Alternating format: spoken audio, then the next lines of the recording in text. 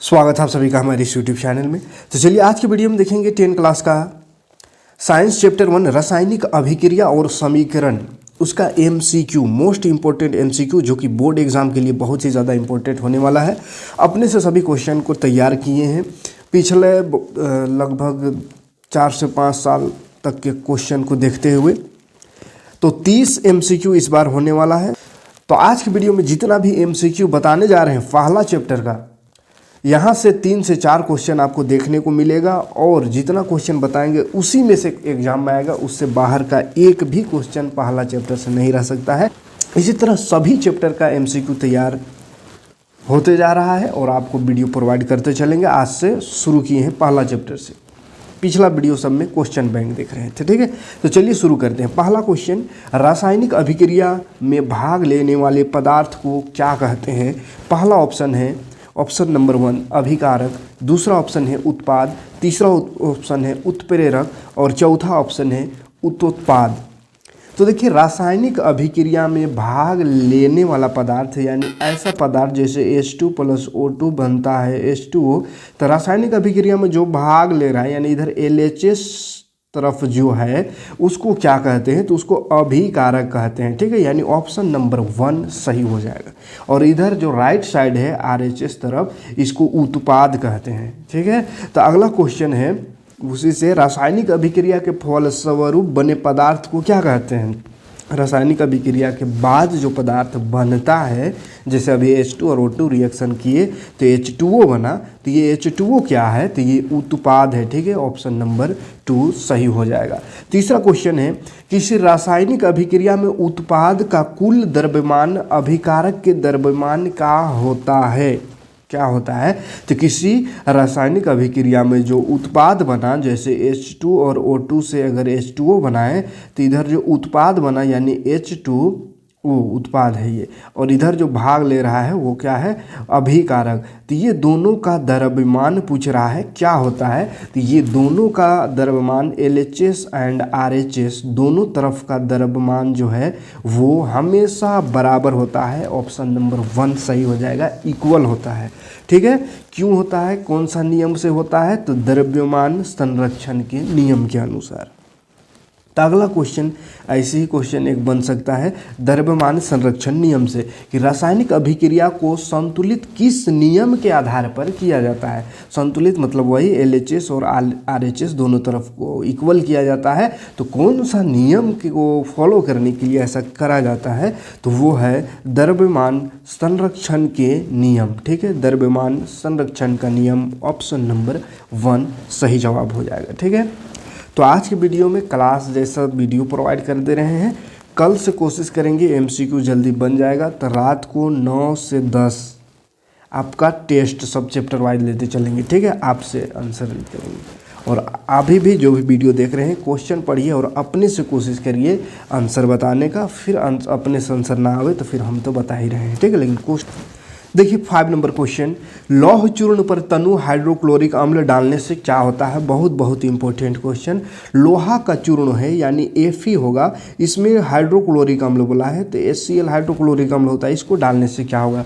पहला ऑप्शन है hydrogen gas और आयरन क्लोराइड बनेगा, दूसरा ऑप्शन है क्लोरीन गैस और आयरन हाइड्रोक्साइड बनेगा, तीसरा ऑप्शन है कोई अभिक्रिया नहीं होती है, चौथा ऑप्शन है आयरन लवण एवं जल बनता है। अब ध्यान से देखो, यहाँ पे हाइड्रोजन Fe और Cl ये 3 चीज़ है, तो H अलग होकर के हाइड्रोजन बन सकता है और Fe Cl2 Fe और Cl2 मिलकर के फेरस क्लोराइड यानी आयरन क्लोराइड बना सकता है। तो हाइड्रोजन और आयरन क्लोराइड पहला ऑप्शन ही सही हो जाएगा, क्योंकि यहाँ पे देखो आयरन है, हाइड्रोजन है, क्लोरीन है, तो आयरन और क्लोरीन मिलकर आयरन क्लोराइड बना दिया और हाइड्रोजन अलग हो जाएगा, ठीक है। तो याद रखना है हाइड्रोजन गैस एवं आयरन क्लोराइड बनेगा इससे।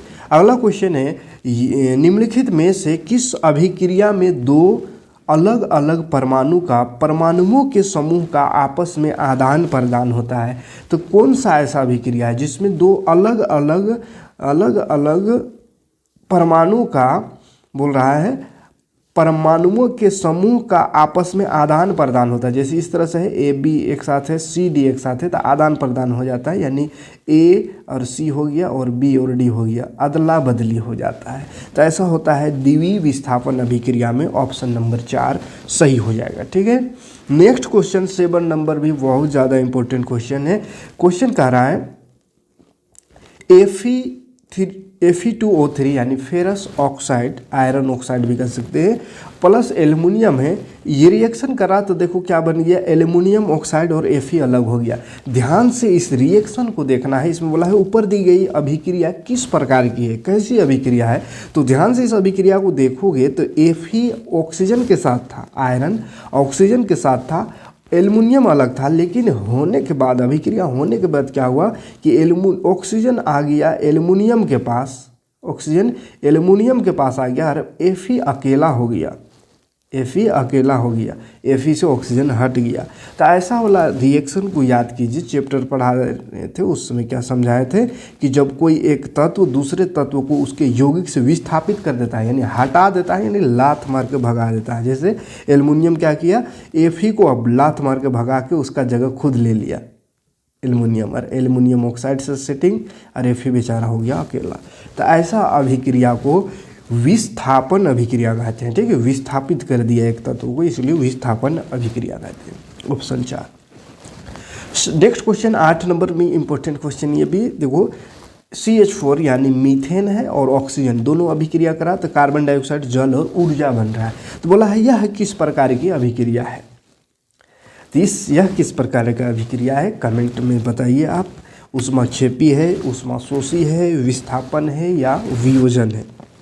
तो मेरे ख्याल से इसका आंसर हो जाएगा ऊष्माक्षेपी। क्यों, तो ऊर्जा निकल रहा है, ऐसा रासायनिक अभिक्रिया जिसमें कोई उत्पाद तो बनेगा है, प्रोडक्ट तो बनेगा, लेकिन प्रोडक्ट के साथ साथ एनर्जी भी निकले, यानी ऊर्जा भी निकले, तो उसी को तो ऊष्माक्षेपी अभिक्रिया कहते हैं। ठीक है, तो चूंकि इसमें प्लस ऊर्जा लिख दिया, यानी ऊर्जा निकल रहा है, तो ऊष्माक्षेपी अभिक्रिया है।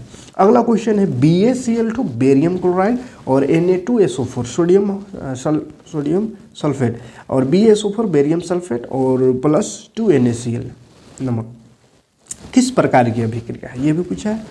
यहाँ पे देखो ध्यान से, अभिक्रिया जब भी पूछे अभिक्रिया देखे किस प्रकार का अभिक्रिया है, तो ध्यान से देखना है हो क्या रहा है इसमें। तो देखो BaCl के साथ था, लेकिन उधर जाके देख रहे हैं तो Ba जो है SO4 के पास आ गया और Cl चला गया Na के पास। देखो NaCl, तो Na और Cl जगह बदल लिया अपना, Ba के पास SO4 आ गया, Cl के पास SO4 की जगह Cl चला गया, है ना, अदला बदली हो रहा है। देखो ध्यान से, SO4 आ गया Ba के पास और Cl2 चला गया SO4 के साथ, यानी Cl2 और SO4 अदला बदली हो गया, क्लोरीन और सल्फेट अदला बदली हो गया। Ba के पास SO4 आ गया, Na के पास Cl चला गया। तो अदला बदली वाला को तभी बताए थे द्विवीय विस्थापन अभिक्रिया का। तो दोनों तरफ से विस्थापन हो रहा है, एक तरफ से विस्थापन होगा तो सिर्फ विस्थापन अभिक्रिया कहेंगे, जैसे क्वेश्चन था इससे पहले, और दोनों तरफ से हो रहा है अदला बदली तो उसको द्विवीय विस्थापन कहेंगे। ठीक है, नेक्स्ट प्रश्न है अभिक्रिया, ये फिर से दिया हुआ है किस प्रकार की अभिक्रिया है। देखो कैल्शियम ऑक्साइड और जल H2O बन रहा है कैल्शियम हाइड्रोक्साइड, कैसा अभिक्रिया, तो देखो ना यहाँ अलग अलग था, कैल्शियम ऑक्साइड और जल दोनों अलग प्लस में है, मतलब दो अलग अलग है, दोनों मिल करके एक बन गया कैल्शियम हाइड्रोक्साइड। तो जब भी दो अलग अलग यौगिक जोड़ा है वो मिल जाए, रिएक्शन करने के बाद दोनों मिल जाए आपस में, तो इसको संयोजन कहते हैं, क्योंकि संयोजन का मतलब ही होता है मिलना। ठीक, नेक्स्ट क्वेश्चन है अभिक्रिया, फिर से एक दिया हुआ है, बोला किस प्रकार की अभिक्रिया। तो देखो FeCuSO4, अब SO4 देखो क्या किया, SO4 Fe क्या किया, Fe आया Cu को लात मार के भगाया, Cu अकेला, और SO4 के साथ Fe आ गया, है ना। तो ये ऐसा लात मार के भगाता है, यानी एक तत्व का विस्थापन होता है, तो उसको कौन सा अभिक्रिया कहते हैं, तो उसको कहते हैं विस्थापन अभिक्रिया, है ना। अगला क्वेश्चन है 12 नंबर क्वेश्चन, देखिए समीकरण कौन सा अभिक्रिया हो रहा है। फिर से देखो NaHCO3 सोडियम बाइकार्बोनेट, और इधर है Na2CO3, फिर H2O CO2, देखो एक इधर था, LHS तरफ देखा जाए, अभिकारक में देखा जाए तो एक ही यौगिक था इधर, लेकिन यहाँ पे रिएक्शन कोई चीज़ से हुआ उसमें या कोई चीज़ से, और ये तीन टुकड़ों में टूट गया, 1 2 3, तो 3 टुकड़ा में टूट गया। टूटता जहाँ पे है उसको वियोजन अभिक्रिया कहते हैं। नेक्स्ट क्वेश्चन है 13 नंबर, श्वसन कैसी रासायनिक है, मतलब रासायनिक अभिक्रिया छूट गया यहाँ, ठीक है। कैसी रासायनिक अभिक्रिया, श्वसन, तो ध्यान से याद रखिएगा इसको। श्वसन, सांस लेते हैं, ग्लूकोज का विखंडन होता है और हमें क्या ऊर्जा मिलता है, क्या ऊर्जा, मेन चीज़ है ऊर्जा। और जहाँ पे भी अंदर में सांस लिए ऑक्सीजन ग्लूकोज से रिएक्शन करके ऊर्जा बना रहा है, तो ऊर्जा बना रहा है, रिएक्शन हो रहा है और ऊर्जा बन रहा है, तो ऊर्जा जहाँ पे भी बने उसको ऊष्माक्षेपी अभिक्रिया कहते हैं, ठीक है। क्योंकि C6H12O6 श्वसन में होता क्या है, ये ग्लूकोज है, ऑक्सीजन सांस लेते ही चला जाता है, ऑक्सीजन से ये रिएक्शन करके बन जाता है H2O + CO2 + ऊर्जा, इतना चीज़ बनता है, ठीक है। तो ऊर्जा बन रहा है चूँकि, इसलिए यह हो गया ऊष्माक्षेपी अभिक्रिया। नेक्स्ट क्वेश्चन है, साग सब्जियों का विघटन होकर कंपोस्ट बनना यानी खाद बन जाना सड़ गल करके, वो कौन सा अभिक्रिया है, तो सड़ गल करके जो क्या बोलते हैं उसको, खाद बन जाता है। तो ये जो अभिक्रिया है, इस अभिक्रिया को क्या कहेंगे, तो खाद बनता है सड़ गल करके, तो उसमें भी ऊर्जा रहता है, ऊर्जा है ना, तो इसलिए इसको भी ऊष्माक्षेपी अभिक्रिया कहते हैं। तो 2 ऊष्माक्षेपी से ये क्वेश्चन याद रखिएगा, श्वसन ऊष्माक्षेपी है और साग सब्जी का जो विघटन होता है, सड़ गल जाता है और खाद बन जाता है, तो वो भी ऊष्माक्षेपी अभिक्रिया है।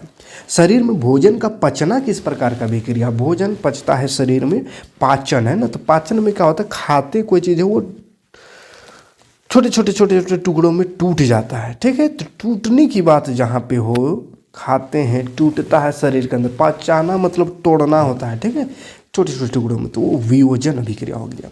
नेक्स्ट क्वेश्चन, मैग्नीशियम का फीता को हवा में जलाना है, ये कैसा अभिक्रिया है, तो मैग्नीशियम के फीता को जलाएंगे तो ऊर्जा निकलेगा, ज़रूर निकलेगा, तो ऊष्माक्षेपी अभिक्रिया हो जाएगा ये भी, ठीक है। नेक्स्ट प्रश्न है, उपचयन में क्या होता है, उपचयन में याद रखिएगा, उपचयन में ऑक्सीजन का विरोधी होता है, क्या होता है, ऑक्सीजन का विरोधी होता है और हाइड्रोजन का कमी होता है, या हाइड्रोजन का कमी होता है, ठीक है। तो ऑक्सीजन जहाँ विरोधी करे, देखो ऑक्सीजन की विरोधी होती है फर्स्ट नंबर, और इसी का उल्टा अपचयन में क्या होता है, तो अपचयन में हाइड्रोजन की विरोधी होती है, ठीक है, या ऑक्सीजन की कमी होती है, याद रहेगा। उपचयन में ऑक्सीजन बढ़ेगा या हाइड्रोजन कम होगा तो उपचयन, और अपचयन में क्या होगा, ऑक्सीजन घटेगा या हाइड्रोजन बढ़ेगा तो अपचयन, ठीक है। फिर देखो अगला क्वेश्चन, उपचयन को रोकने वाला पदार्थ, उपचयन होने से बचा रहा है कोई, तो उसको क्या कहते हैं, तो उसको बोलते हैं ऑक्सीकारक। अच्छा, ऑक्सीकारक ने, ऑक्सीकारक मतलब ही उपचयन होता है, इसको बोलते हैं प्रति ऑक्सीकारक, रोकना मैंने प्रति, यानी प्रति ऑक्सीकारक, ठीक है, प्रति ऑक्सीकारक कहते हैं उपचयन को रोकने वाला। एक उपचयन मतलब तो ऑक्सीजन की बढ़ोतरी, तो ऑक्सीजन की बढ़ोतरी हो रहा है तो उसको ऑक्सीकारक भी कहते हैं, और ऑक्सीजन की बढ़ोतरी को रोक रहा है तो उसको प्रति ऑक्सीकारक कहेंगे, यानी ऑक्सीजन को रोकना। नेक्स्ट प्रश्न है, पदार्थ X के विलयन का उपयोग सफ़ेदी करने में होता है, तो X का नाम बताओ। सफ़ेदी करने में, तो घर को सफ़ेदी करने में किसका उपयोग होता है, तो चूना का उपयोग होता है सफ़ेदी करने का, सफ़ेदी करने का चूना। तो चूना का सूत्र क्या होता है, तो कैल्शियम ऑक्साइड, कैल्शियम हाइड्रोक्साइड है ना, फर्स्ट ऑप्शन सही हो जाएगा, कैल्शियम हाइड्रोक्साइड।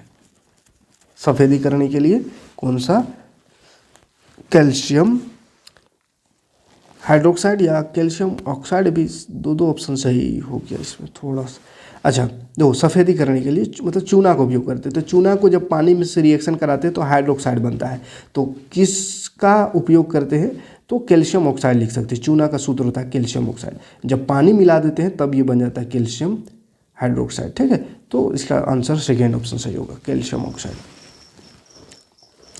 नेक्स्ट क्वेश्चन है, सोडियम सल्फेट और बेरियम क्लोराइड को मिलाने पर किस रंग का अवक्षेप प्राप्त होता है, तो सोडियम सल्फेट, सोडियम सल्फेट और बेरियम क्लोराइड ये दोनों को मिलावेंगे तो एक अवक्षेप बनता है, वो होता है सफ़ेद कलर का, ठीक है, सफ़ेद रंग का अवक्षेप प्राप्त होता है, याद रखिए सोडियम सल्फेट और बेरियम क्लोराइड को मिलाने पर। नेक्स्ट क्वेश्चन 21 नंबर क्वेश्चन, अभिक्रिया ZnO प्लस सी, जिंक ऑक्साइड कार्बन से रिएक्शन हो रहा है कुछ, तो जिंक और कॉपर बन रहा है CO, कॉपर ने का सी, किसका उपचयन हो रही है पूछा है, ठीक है, ये एक अभिक्रिया दे दिया है, इसमें पूछा जाएगा इस तरह से अभिक्रिया पूछ दे करके कि किसका उपचयन हो रहा है, किसका अपचयन हो रहा है, ठीक है। तो उपचयन मतलब क्या होता है, ऑक्सीजन की बढ़ोतरी। तो देखो किस में ऑक्सीजन की बढ़ोतरी हो रहा है, तो देखो यहाँ पे कार्बन में ऑक्सीजन नहीं था, जहाँ नहीं रहेगा वहाँ ना बढ़ोतरी हो सकता है ऑक्सीजन, और पहले से जहाँ ऑक्सीजन है उसमें क्या ऑक्सीजन बढ़ेगा, तो ऑक्सीजन यहाँ कार्बन में नहीं था लेकिन उधर गया तो ऑक्सीजन मिल गया, CO बन गया, तो इसलिए कार्बन का यहाँ पे उपचयन हो रहा है, तो ऑप्शन 2 C ऑप्शन सही हो जाएगा, मतलब C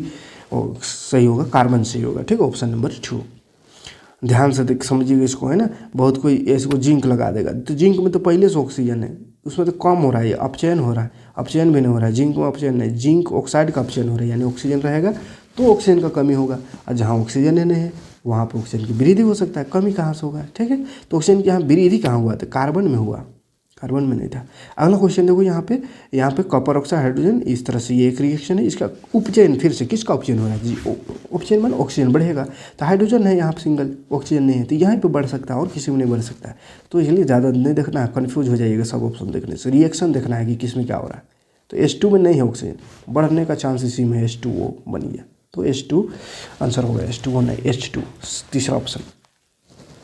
23 नंबर क्वेश्चन है, दिए गए समीकरण में किस प्रकार का उपचयन तथा अपचयन हो रहा है, किस पदार्थ का उपचयन और अपचयन हो रहा है, किसका उपचयन अपचयन दोनों हो रहा है इसमें, तो किसका उपचयन किसका अपचयन हो रहा है, तो पहले उपचयन है फिर अपचयन, तो देखना है पहला उपचयन दूसरा उपचयन होगा एक ही ऑप्शन में, तो अब उपचयन माने ऑक्सीजन बढ़ेगा, अपचयन माने ऑक्सीजन कम होगा, तो देखो ऑक्सीजन बढ़ने की बात करेगा तो कार्बन के पास ऑक्सीजन नहीं है, कार्बन में मिल गया, माने कार्बन में ऑक्सीजन बढ़ रहा है तो कार्बन का उपचयन हो रहा है, और ऑक्सीजन घटने का बात है तो यहाँ PbO में ऑक्सीजन है, PbO में ऑक्सीजन है, तो यही ऑक्सीजन घट सकता है, इधर देखो तो घट गया है, मतलब क्या समझ में है, C और PbO जहाँ पर ऑप्शन में होगा सही है, C और PbO। अब देखो PbO पहले और C, तो इसको नहीं लगा देना, पहले C, पहले उपचयन है फिर अपचयन, तो पहले C और PbO, तो तीसरा ऑप्शन सही होगा।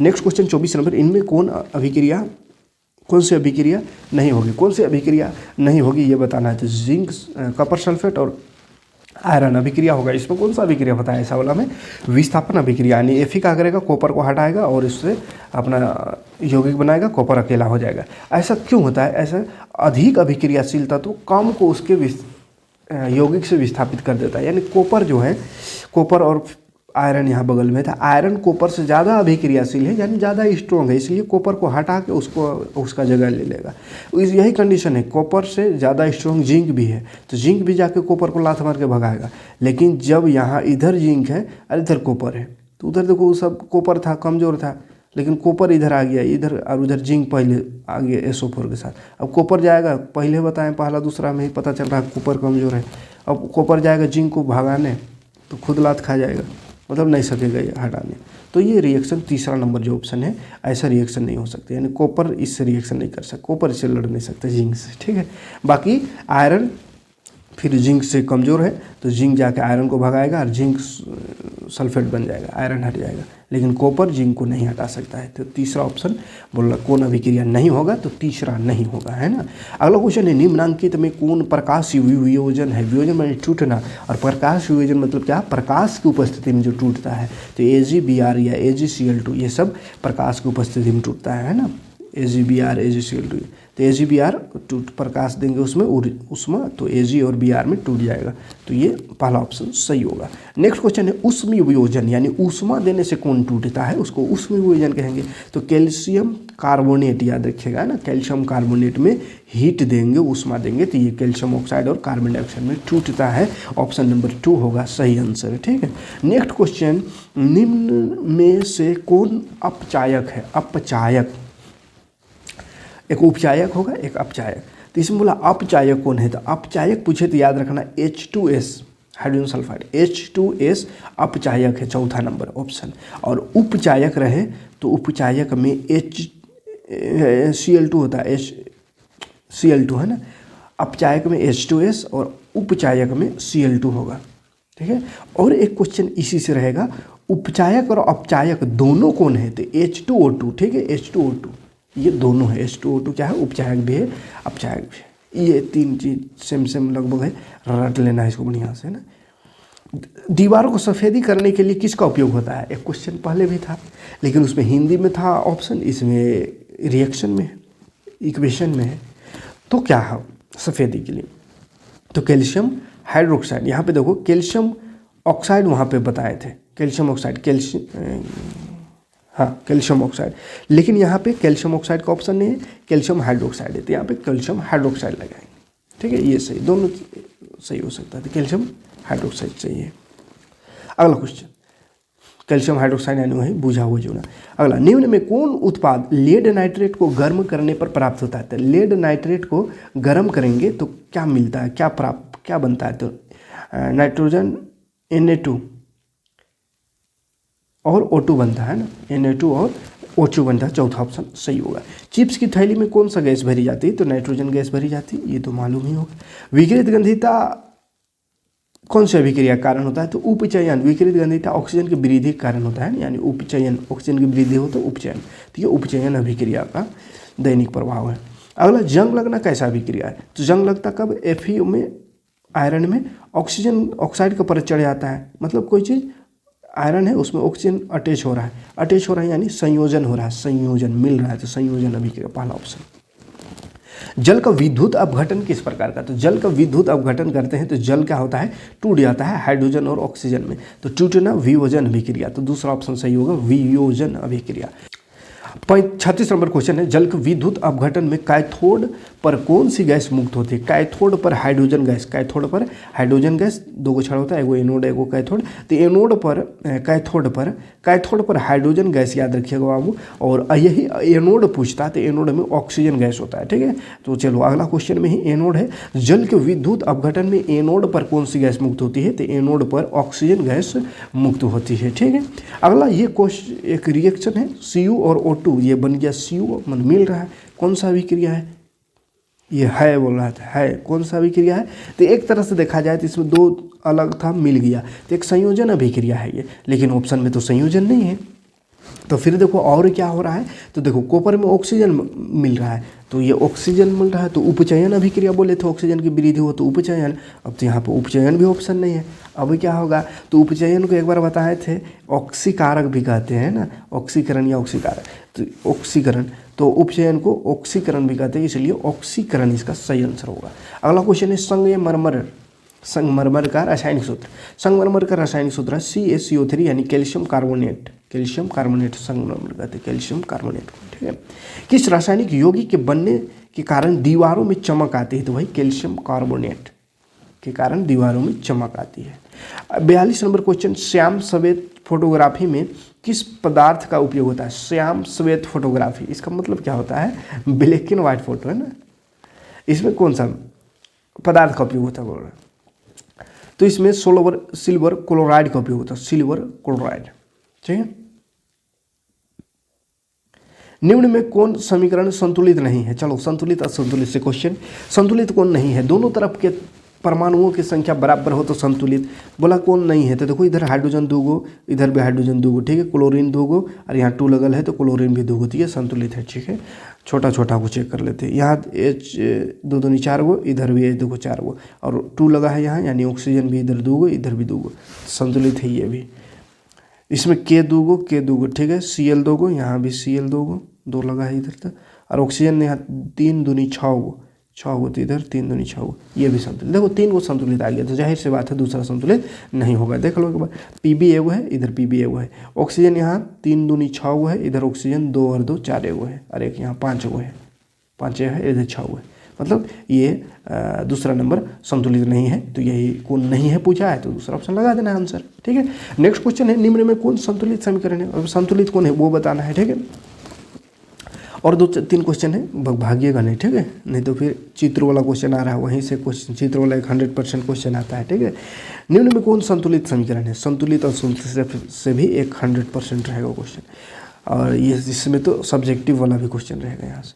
निम्न में कौन संतुलित है बोला, तो देखो H 2 गो है, इधर क्लोरीन 4 गो, इधर क्लोरीन 2 गो, H 2 गो, ठीक है, लेकिन क्लोरीन भी 2 गो है, तो पहला नंबर तो नहीं है संतुलित। दूसरा Fe 3 गो, इधर Fe 3 गो, ठीक है, 4 गो ऑक्सीजन, यहाँ 4 गो ऑक्सीजन, ठीक। हाइड्रोजन 4 दूनी 8 गो, हाइड्रोजन 4 दूनी 8 गो, तो संतुलित ये दिख रहा है, संतुलित है, बकिया नहीं होगा, ठीक है। तो ये 44 हो गया। नेक्स्ट क्वेश्चन है 45 नंबर में। एक क्वेश्चन ऐसा दिखने को मिलेगा आपको, एक चित्र बना हुआ रहेगा, इसमें बोला है इस चित्र में कौन अभिक्रिया हो रही है, कौन सी अभिक्रिया हो रही है। तो ये चित्र में देखो एनोड कैथोड लोहा का कील है, एनोड कैथोड लोहा का कील डूबा हुआ है, एनोड कैथोड नहीं है, लोहा कील डूबा हुआ है, इसमें कॉपर सल्फेट का विलयन डाला हुआ है। तो कॉपर सल्फेट क्या होगा, लोहा कॉपर को हटा देता है और सल्फेट से अपना यौगिक बना लेता है ना। तो ऐसा हटाने वाला अभिक्रिया क्या बोलते हैं, विस्थापन अभिक्रिया। तो ये विस्थापन अभिक्रिया का दिया हुआ है, ठीक है, चित्र। इसी तरह एक और चित्र ये वाला देखो, सूर्य का प्रकाश लिखा हुआ है, यहाँ पे चाइना डिश माने वो है प्लेट, सिल्वर क्लोराइड है। अब silver chloride AgCl2, silver chloride को धूप सूर्य का प्रकाश पड़ रहा है, तो क्या बोले हैं कि ये सिल्वर क्लोराइड रहे या सिल्वर ब्रोमाइड रहे, ये सूर्य के प्रकाश से टूट जाता है, 2 भाग में हो जाते हैं, Ag अलग Cl अलग, तो क्या हो गया, विभोजन अभिक्रिया, ठीक है। टूटना माने विभोजन अभिक्रिया, फर्स्ट ऑप्शन। लास्ट क्वेश्चन ये 47 नंबर क्वेश्चन। इस चैप्टर से इससे अधिक क्वेश्चन बन ही नहीं सकता है। इस चित्र में कौन अभिक्रिया हो रही है। अब इसमें देखो एनोड और कैथोड की बात हो रही है, एनोड है कैथोड है ना, कैथोड एनोड। तो इसमें कौन सा अभिक्रिया, तो इसमें भी विस्थापन होता है, यहाँ वाला यहाँ चला जाता है, ठीक है। तो विस्थापन अभिक्रिया इसमें भी हो रहा है।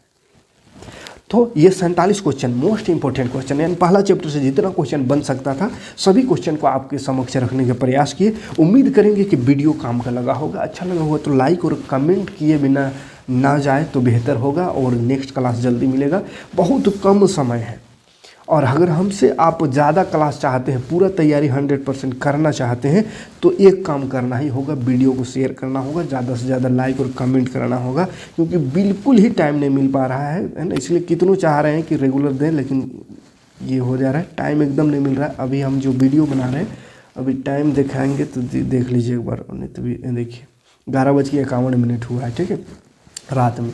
तो अभी इतना रात में 12-1-2 बजे तक वीडियो बनाना पड़ता है, दिन में 1 सेकंड का भी टाइम नहीं मिलता है। तो अगर आपका कमेंट, आपका लाइक, आपका सपोर्ट ज़्यादा रहा तो फिर ज़्यादा बढ़िया सब कुछ रहा, तो फिर हम बाकी काम को छोड़ के यहाँ लग सकते हैं। लेकिन अभी का स्थिति में हम यहाँ पे 100% नहीं टाइम दे पा रहे हैं, तो आपसे उम्मीद करेंगे कि बहुत सारा तरीका बदलने की कोशिश की है, फिर से देखो MCQ अपने से तैयार करके और आपको बेहतरीन तरीके से देने का प्रयास अब कर रहे हैं। तो अगर चाहिए ऐसा, आज का वीडियो कुछ अलग था पहले से, तो ऐसा वीडियो अगर आपको चाहिए तो ज़्यादा से ज़्यादा लाइक कमेंट करो, सब्सक्राइब करो नए हो तो, और ज़्यादा से ज़्यादा लोगों तक शेयर करो, तो जल्दी वीडियो मिलेगा, ठीक है। मिलते हैं नेक्स्ट वीडियो में। Thanks for watching. जय हिंद।